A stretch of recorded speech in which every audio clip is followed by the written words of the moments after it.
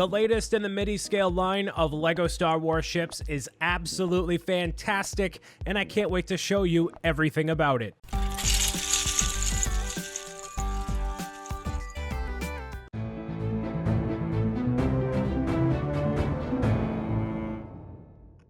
Making the pivot from being called the Slave One, Boba Fett's Starship is the latest to don the midi-scale series that we saw with the X-Wing and the TIE Fighter earlier this year. Comes with the main ship, a smaller cargo build, and 2 minifigures, and we will start with those 2 minifigures being Boba Fett and the Mandalorian.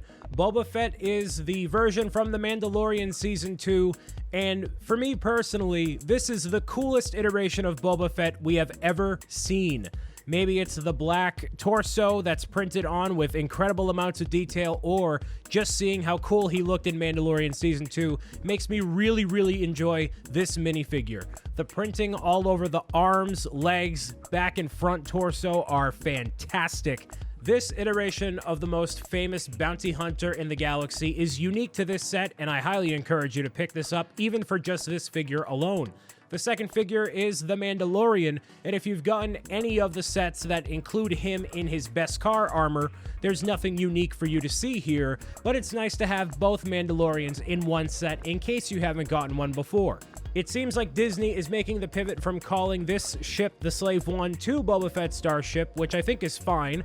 I always thought the Slave One was a very inaccurate and kind of dumb name anyways, especially when you compare it to the Mandalorian's Razor Crest. That just sounds a lot cooler, you know?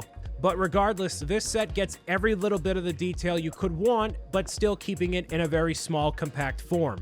Now, it's obviously not the UCS version or an even larger version of the set, but it still holds its own, especially if you're looking to get these iconic starships at a more cost-effective price. Not only do you see the stud shooters in the front, which have a lot of playability, the cockpit opens up so you can put Boba Fett or the Mandalorian in there incredibly comfortably. You still have the cargo hold in case one of those smugglers gets in your way, and this time it's actually a Gamorrean that's a sticker printed on a 1x2 slab that you're very familiar with if you've seen previous iterations of Boba Fett's Starship. That's a nice little touch to tuck underneath the gray area where the Carbonite has been previously stored in every other version of the set. What really took the cake for me was that incredibly small build on the side, which has nothing to do with this Starship, but most importantly, it acts as a display stand for the ship itself, and I love this. I love it so much. It's nothing complex, it does the job, and it looks absolutely beautiful on display. And although you might not be happy with a smaller version of this ship, you want probably the really big one, this version of the ship is still very jam-packed with details and very much so worth the cost of entry. You probably would have wanted another minifigure, maybe throw in Grogu just for the heck of it, but everything that you see here is worth the $50 that they're charging in the United States, and to me, absolutely holds its own as its own midi-scale Star Wars ship.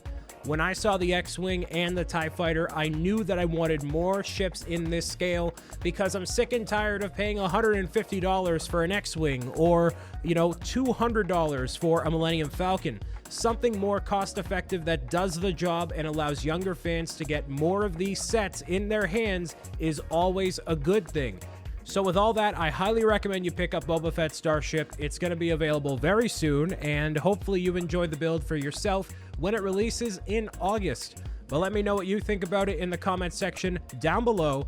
Until the next LEGO Star Wars review, have yourselves an amazing day, and shine on, alright?